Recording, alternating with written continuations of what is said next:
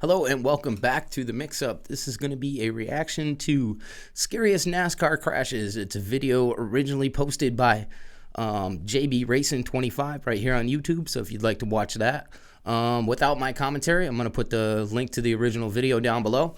Yeah, let's check it out. Junior jumps up in front of Jimmy Johnson.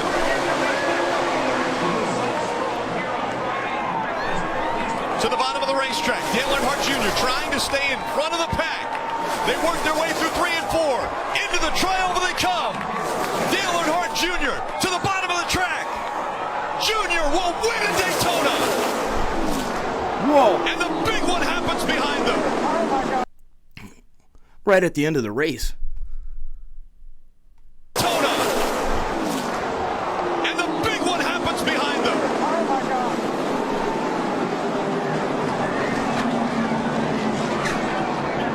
That was like 10-15 cars. Like I said before, man, that domino effect. The 3 of Austin Dillon into the catch fence. All the crews getting out to that car to assist these drivers. Thumbs going up from all the crew members, and the crowd roars. Man, I'll tell you, if it wasn't for the safety that they have in place these days, that could have been a lot worse. Look at the catch fence on the front straight. Yeah, wow, it totally destroyed that whole front catch fence. I'm lucky that didn't go through that catch fence.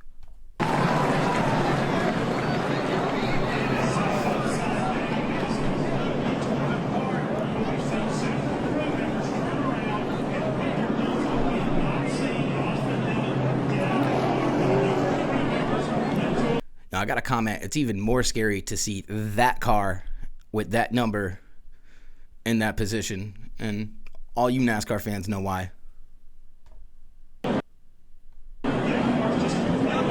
Crew members pulling. Austin Dillon out, he's walking.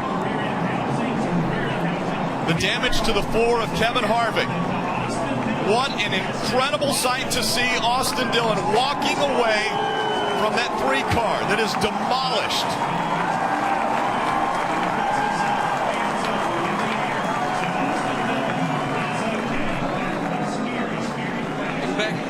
Unbelievable replay. As he does, he spins back in, gets the 3 airborne, and he just gets projected off the other cars right up into the fence.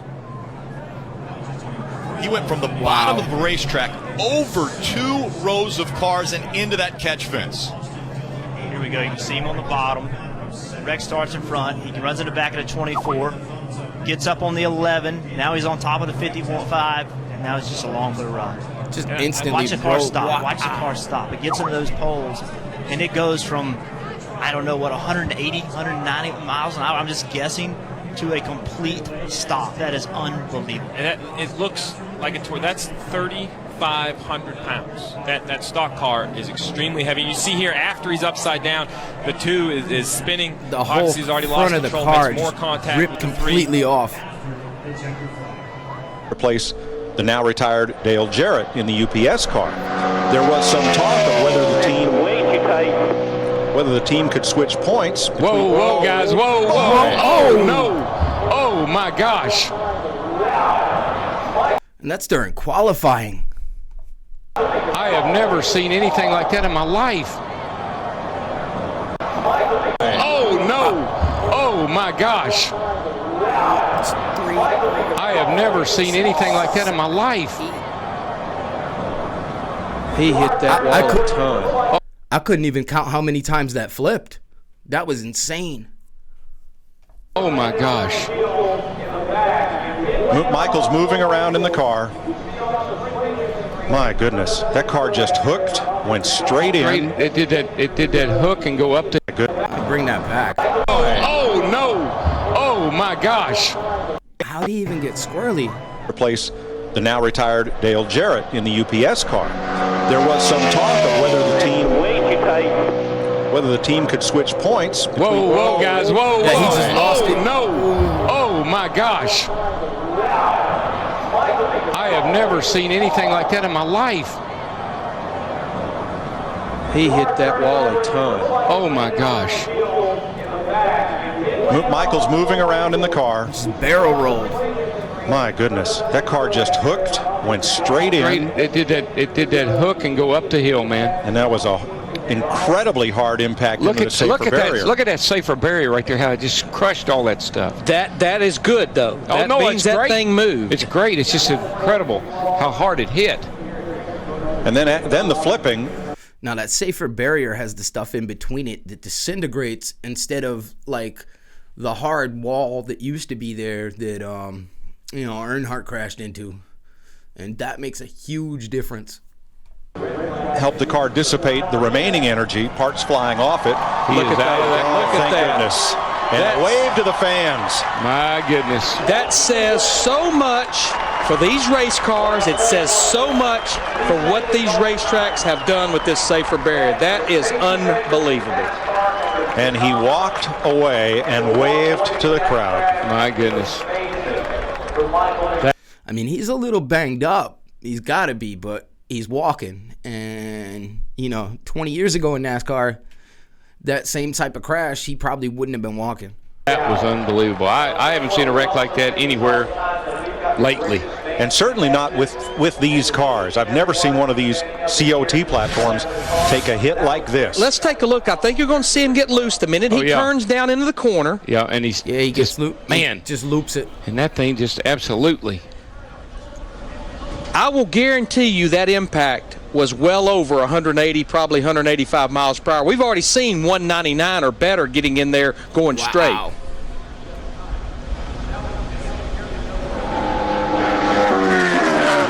That's the part of the racetrack. I can't even hardly watch that. It looked like he tried to correct it and then oversteered, and it just sucked him into the wall. That actually happened to me. Well, I was doing some racing years ago, going around a turn in my little Honda CRX. It was some street racing, but that cost me some money. The car and then the fines afterwards, that wasn't fun. It's a part of the racetrack, but Murray said. Except for I didn't roll. I just played ping pong with the guardrails.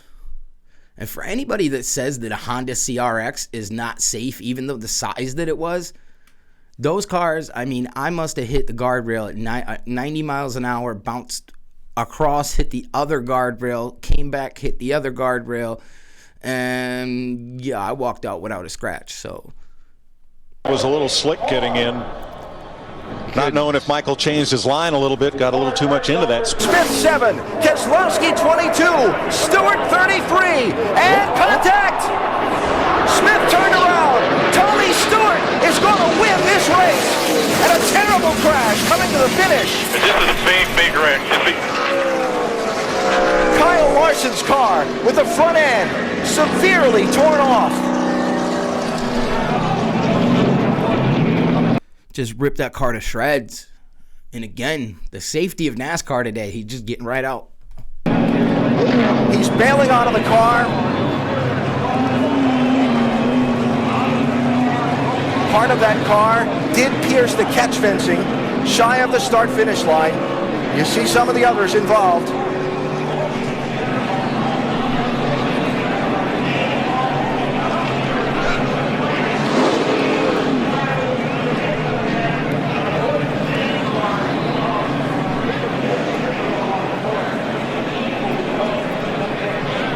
In that melee, coming to the finish line, a car, Larson's, was turned up into the catch fencing, the safety fencing separating the race. Ankle fractures, and this is how it all happened, Benny Parsons. About the 6th or 7th place car. There's Jeffrey Bodine, bam, in the outside retaining wall, and watch as he tumbles down the straightaway.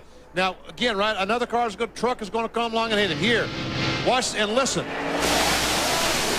Wow. As soon as he hit him, he went right into the wall and went airborne. Down the straightaway. Now, again, right, another truck is going to come along and hit him. Here, watch and listen. Wow.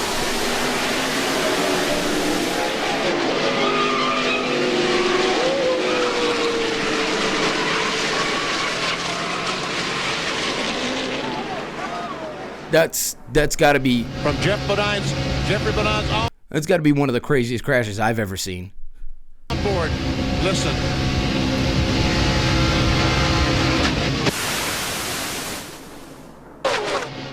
One more angle.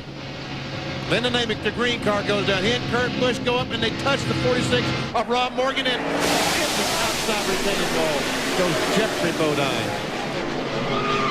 The truck comes totally apart. And then after tumbling and the truck disintegrating, he gets hit again. You'll see the motor flying off there on the left upper portion of your screen. It ended up about 300 feet further down the track. One more view. Look how high he got. I've been around this sport since 1960, and I've never seen a crash that a vehicle was torn up that bad. There's Jeffrey Bodine after he was taken out of the truck trying to get the oxygen mask off as he's taken to the ambulance. Benny, just a terrible crash, but all of the safety equipment mandated by NASCAR, the rollover cage, the fireproof equipment, and the catch fence did its job. Let's also update you. It was multiple fractures, but he's alert and conscious over at Halifax Medical Center. He's going to make a full recovery. Jimmy Kitchens Into the picture. Pushed by Casey Mears. Kenseth with Harvick behind him. Oh, there's contact. Stewart into the middle of the pack and over.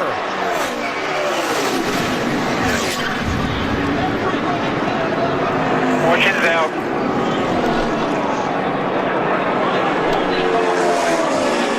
And a huge wreck to end this race. Matt Kenseth is going to get to the finish line first. You know, I have a feeling that most of the crashes like this happen towards the end of the race, like on the last lap, because everybody's going so hard to try and get the win and try and get their position up that, like, you're just going for it. Is everybody okay? And one of the championship drivers got through. Which ones didn't?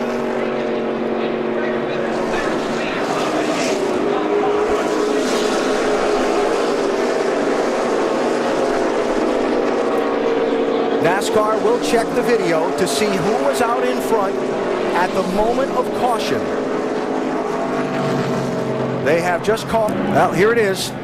Waltrip in the 55, Mears in the 13, Stewart in the 14. You can see Tony just a little bit late in making that move to get back down. Harvick and Kenseth on the... All it takes is that one little bump, and then dominoes. The outside had a run, so they were literally going to go by him on both sides. Watch the two. The championship leader somehow avoided getting really torn up in that. See, it looked like Martin Truex was going to get through there. Bobby Labonte caught him right at the end.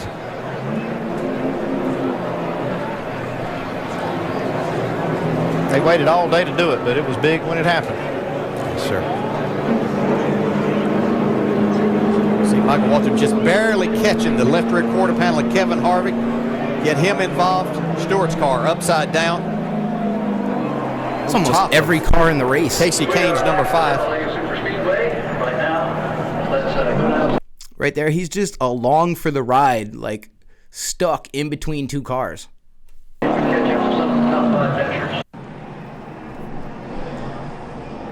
Oh, goodness. 6 gets, it's like, oh my gosh. Goodness gracious. Whoa. Wow. Like Boris said, got into the 6 car. David Ragan. Oh my gosh. He just got... Oh, goodness. 6 yeah, gets, little bump. it's like, oh my gosh. Goodness gracious. Wow. Like Boris said, got into the 6 car. Yeah, David Ragan. You're going almost, 200 miles an hour. I mean, right here, this looks like a road course, so it might have been a little bit slower, but still, like, this one little bump is all it takes. Oh, my goodness. See, the one little bump sent him sideways. For David Ragan, but this, oh my goodness.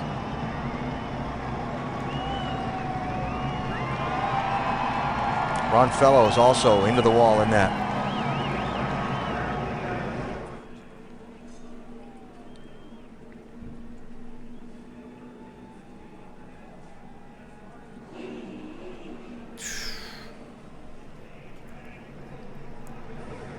Wow, terrible.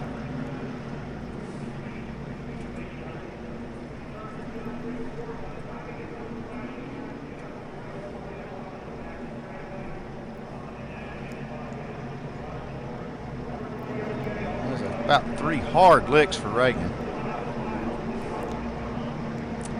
Fortunately, Ragan and David Ruderman climbing from their cars after those terrible hits on the Leaving the car?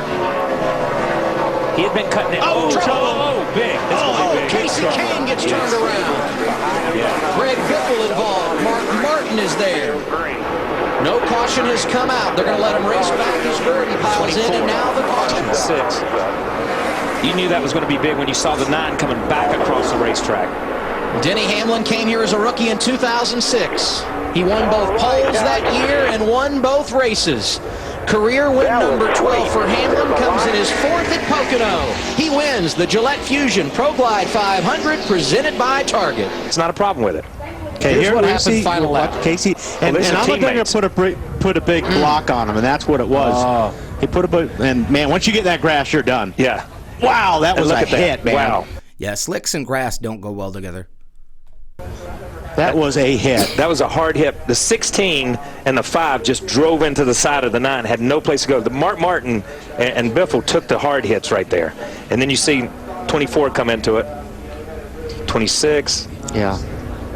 Take another look here. Watch. You see Casey Kane in the Budweiser car. He's going to make a run, and Allmendinger is going to take him all the way to the grass on the block. Yeah, and I think Allmendinger, I think AJ felt like, okay, I'm this far down. He's not going to be there now. And I mean, right in front of Mark Martin and Biffle.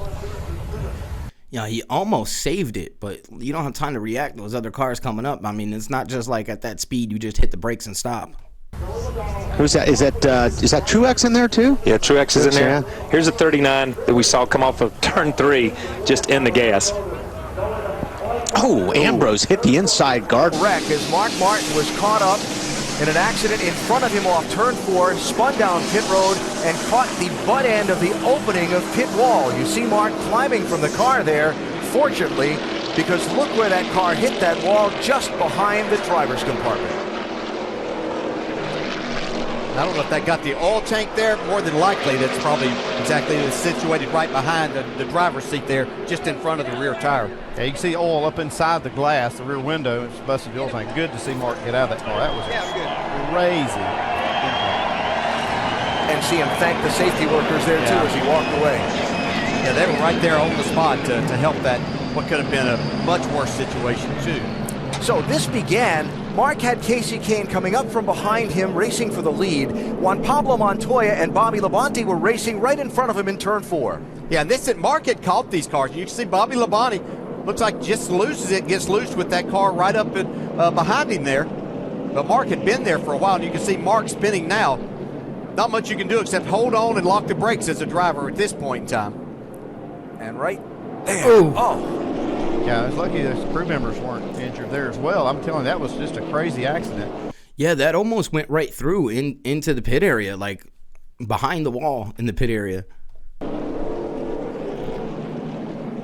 Mark's trying to keep it off the wall right here and keep it a little damaged as he possibly can, but just can't get it back out. Wow, you can see all the oil. Yeah. Look how close it was to hitting that guy behind the wall. Keep it a little damaged as he possibly can, but just can't get it back out. Wow, you can see all the oil go out from under it. Instantly, it ruptured that oil tank. That could have been a big problem if it had caught fire immediately. Man. Safety crews were right on the spot, though. And Martin had caught this 47 and 42 and been behind them for about 10 laps, but couldn't get around them because the 47 and 42. You know, I got to say something. That cameraman right there that you saw, not the one taking this, but the one that you saw off in the corner, that dude has some cojones because I would have moved back. We had a little fresher tires, but you can see the fire underneath, but the fire crew was right there. Oh, trouble! Steve Park is off into the infield. Another car valve over on his lid. It's Parkindale Jr. Terrible crash.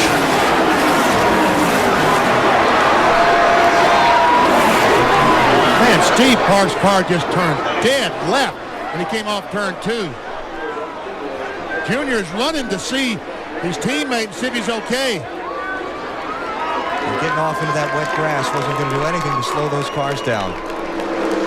Caution is out. Ricky Rudd will lead the field back to the yellow.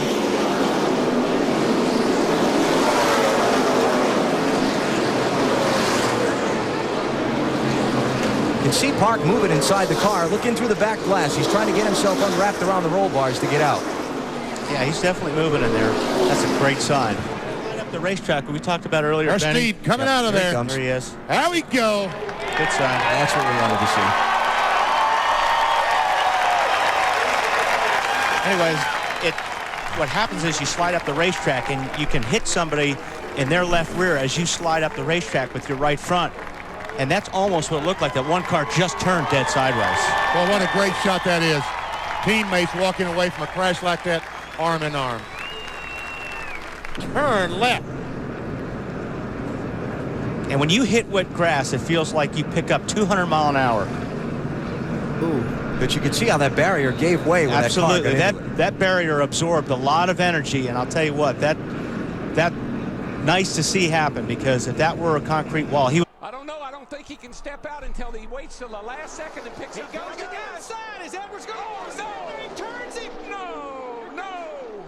Oh, and that destroyed the front end of Newman's car. No. Edwards will not make it to the flag. Oh, Brad Keselowski won this race. Again, right at the end, everybody starts going for it. And Junior's protege, Keselowski, the winner, and Carl Edwards is moving around and ready to climb out. Larry, look at that. The After a carburetor, wild the ride. carburetor's gone It's off completely gone. Carl did what he wanted to do. He stayed at the back all day long. He played it smart. Had this race possibly won. Yeah, it ripped the carburetor right off the intake manifold. Not now.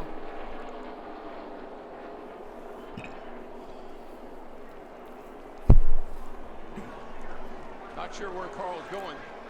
Maybe he thinks if he runs across the start-finish line, it'll count. That's what he's doing. That's what he's doing. He's like a you know how he is. He's an athlete, a marathon runner. I want to finish the race. And he did, yes, to a standing ovation from the crowd. Does that count as a finish? If the driver crosses without the car? Shades of Ricky Bobby. Ricky Bobby. Let's take a look, Mike. Carl Edwards, he opened it up just a little bit. A little bump. Yeah, I'm not sure. I think airborne. This is a hard lick right into Ooh. the fence. I mean, that car, looked like Bobby Allison did here in 1987.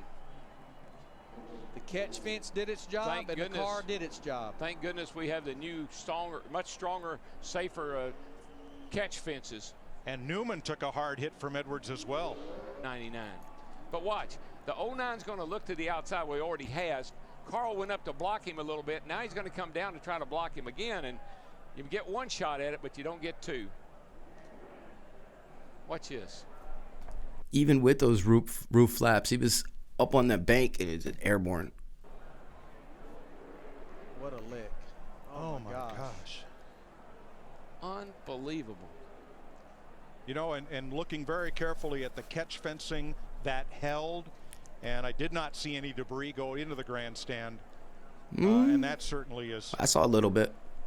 Unbelievable. It's very gratifying to see. Well, that's it for this one. Link to the original video will be in the description box down below. Till next time, peace.